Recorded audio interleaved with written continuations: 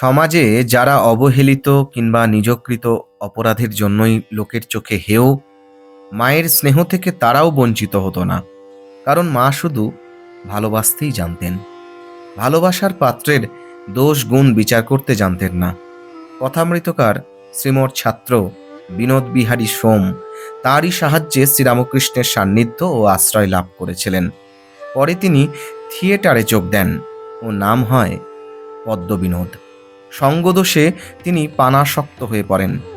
গভীর রাতে নেশা করে তিনি যখন শ্রীমায়ের বাগবাজারের বাড়ির পাশ দিয়ে ফিরতেন, তখন শারদানন্দজিকে দোস্ত দোস্ত বলে ডাকতেন। কিন্তু মায়ের ঘুম ভেঙে যাবার ভয়ে কেউ সাড়া দিত না। আবোল তাবোল বকতে বকতে পদ্মবিনোদ চলে যেত। এক রাতে ভেতর থেকে কোনো আওয়াজ না পেয়ে পদ্মবিনোদ নেশার ঝোঁকে গান ধরলেন, উঠো গো করুণাময়ী, খোলো গো কুটির দ্বার, আধারে হেরিতে নারী, হৃদি কাঁপে অনিবার। গানের সঙ্গে সঙ্গে মায়ের জানালার দরজা খুলে গেল। পদ্মবিনোদ তা দেখে আনন্দে বলে উঠলেন, উঠেছ মা, ছেলের ডাক শুনেছ? উঠেছ তো পেন নাম নাও। বলে তিনি রাস্তায় গড়াগড়ি দিতে লাগলেন।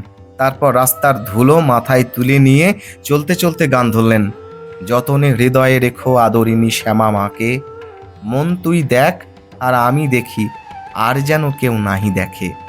আবার সঙ্গে সঙ্গে আখর দিলেন, আমি দেখি দোস্ত না দেখে। পরদিন সকালে মা জিজ্ঞেস করলেন, ছেলেটিকে? সব শুনে মা বললেন, দেখেছ জ্ঞানটুকু টনটনে। সবাই বললেন, আপনার এইভাবে ঘুম থেকে ওঠা ঠিক নয়। মা বললেন, ওর ডাকে যে থাকতে পারিনি। অল্পদিন পরেই পদ্মবিনোদ কঠিন রোগে আক্রান্ত হয়ে মারা যান। শেষ সময়ে তিনি কথামৃত শুনতে চান ও রামকৃষ্ণ নাম উচ্চারণ করতে করতে শেষ নিঃশ্বাস ত্যাগ করেন।